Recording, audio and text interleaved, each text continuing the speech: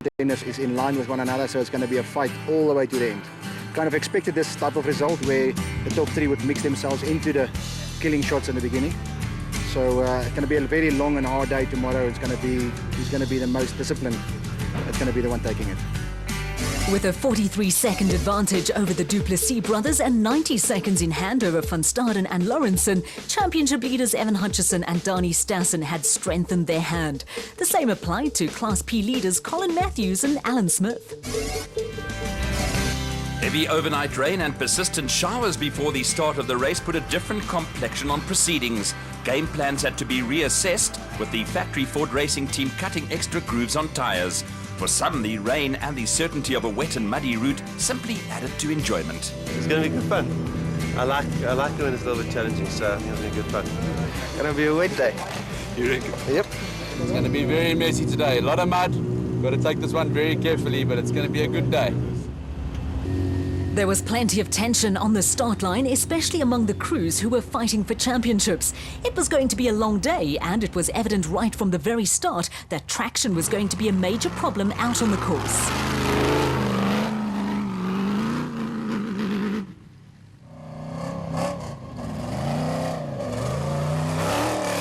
The Du Plessis brothers also struggled to get off the line in the Zarco Magnum. As far as their championship hopes were concerned, the Wolmerand pair had to win, and chasing down Hutchison and Stassen wasn't going to be an easy task.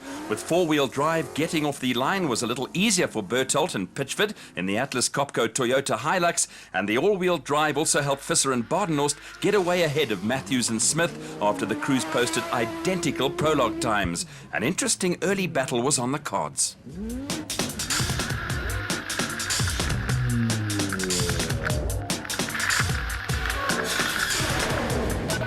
There were plenty of rocky patches along the route, with Hutchison and Stassen anxious to avoid flat tyres and adopting a cautious approach in the Motor White Bat Venom. Behind them, Lawrence and Gerard Du Plessis were a little more aggressive, but with their championship hopes resting solely on a victory, the brothers were forced into being more adventurous.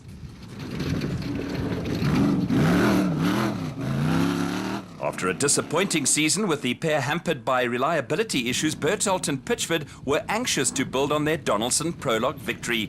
The Atlas Copco Toyota Hilux crew started 12 seconds ahead of Visser and Badenhorst, with a victory a must item at the top of the agenda where the Ford Racing crew were concerned.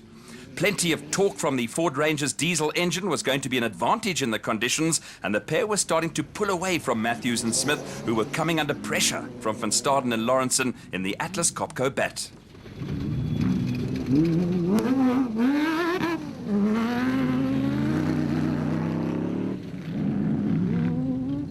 At the back of a little train of cars, the husband and wife team of Marius and Jolanda Fourie were hot on the heels of Johan van Staden and Mike Lawrenson. Ahead of the PHB Bat, there was a change when Colin Matthews and Alan Smith moved over to let van Staden and Lawrenson through. The three special vehicle title contenders were now 1, 2 and 3 on the road, with the battle interestingly poised. Matthews and Smith were also under pressure from the Fouries, and after a brief skirmish between the two crews, the husband and wife combination relegated the Century Racing crew and Class P leaders to 5th overall.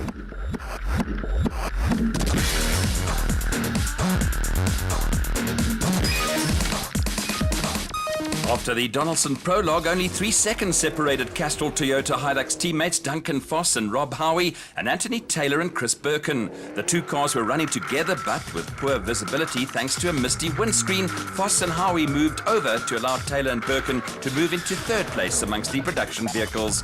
The pair were now behind Gary Berthold, Ralph Pitchford and championship rivals Chris Visser and Jaapie Badenhorst. The second Ford Racing Ranger of Lance Woolrich and Ward Huxtable was chasing after the two Castrol Toyotas, and further up the road the Du Plessis brothers were hit by the first of a litany of problems that blew them out of the Special Vehicle Championship water. The Gold 400 was scheduled to be run over 2 laps of 170 kilometres, and the first 60 kilometres followed the course of the Donaldson prologue run the previous day. The big difference was a complete turnaround in the prevailing conditions.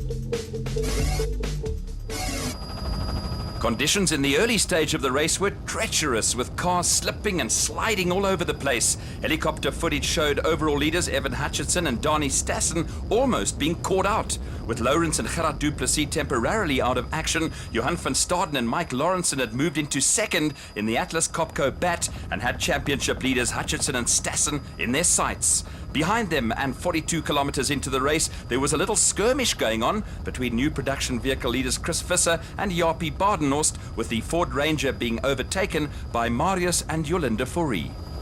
Class P championship leaders Colin Matthews and Alan Smith had been chasing the Ford Ranger of Chris Visser and Jaapie Badenhorst right from the beginning. With the Ford stationary on the side of the road, Matthews and Smith decided to ease their way around Visser and Badenhorst. They temporarily beached the Century Racing CR3, and when it was again all systems go for the two crews, the Ford Ranger was back in front again, with Matthews and Smith sliding around in their wake. A little further up the road in the production vehicle pecking order, the two Castrol Toyota Hiluxes maintained their positions, with Taylor and Birkin still in front of Duncan Voss and Rob Howie, and second among the production vehicles behind the Ford Ranger of Visser and Badenhorst. After starting the day 3 seconds apart, there was now a small gap between the two Castrol Toyotas, with Lance Woolrich and Ward Huxtable building up a head of steam in the second of the Ford Racing Rangers as they chased after Voss and Howie.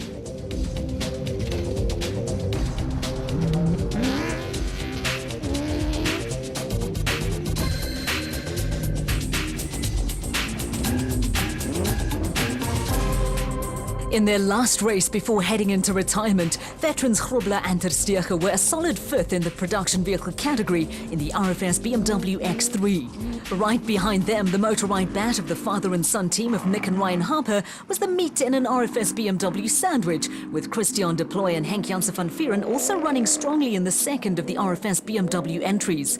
They were ahead of Cobus van Tonder and son-in-law Freddie Kriel, who dropped a place to Terence Marsh and George Smallberger. Van Tonner was also concerned that all was not well with the Unifreight Ford Ranger.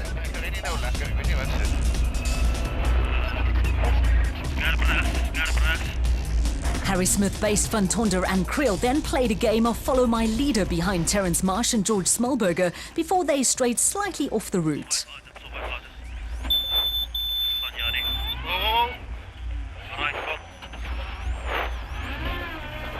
The Unifreight Ford was almost hit by South African champions Jannie Visser and Jorx Leroux, with the international Toyota crew involved in a little duel with Class P pairing of Fuller and Murphy in the Regent Racing bat.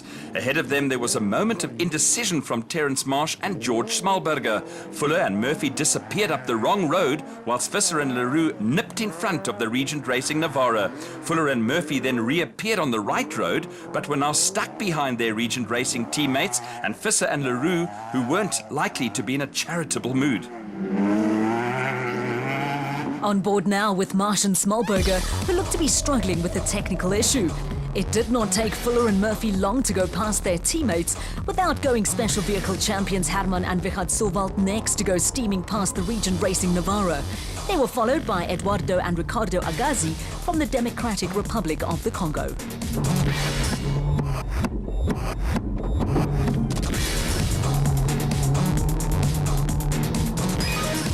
The final straw was when the pair were also passed by Whitehouse and Carlson in the second Regent Racing Nissan Navara.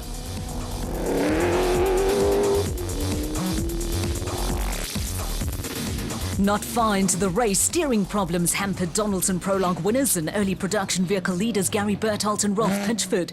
The Atlas Copco Toyota had dropped back to 12th place and was now under pressure from the two Regent Racing Nissan Navaras. Free State crew Loder Brain and Rian Greyling were having a few problems deciding which way they wanted to go in the Rubicon Ford Ranger and lost precious time while making up their minds.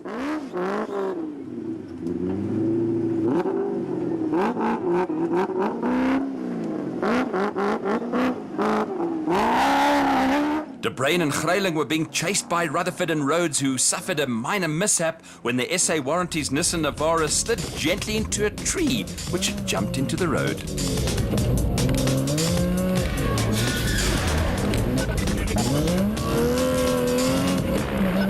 The The experienced Rutherford and Rhodes were quickly on their way again, but a tricky section of the route also caught out Class B leaders Tony and Michael Gouveia in the Gearbox Services bat. The father and son team were busy extricating themselves from an awkward situation when Daniel Brooks and Gavin Gray arrived on the scene in the Ducatis property bat. The KwaZulu-Natal crew were held up for a few moments while the Gouveias sorted themselves out. After dominating Class B in the Northern Region Championship, the Gouveias were making their national championship debut. A spectator-friendly course offered off-road enthusiasts plenty of viewing points, and after leaving the prologue route, competitors headed towards Jachtfontein. The route then crossed the R28 road to Vereeniging and headed towards Sebokeng. The race had now turned into something of a free-for-all, with some dramatic helicopter camera work picking up a mixed bag of production and special vehicles.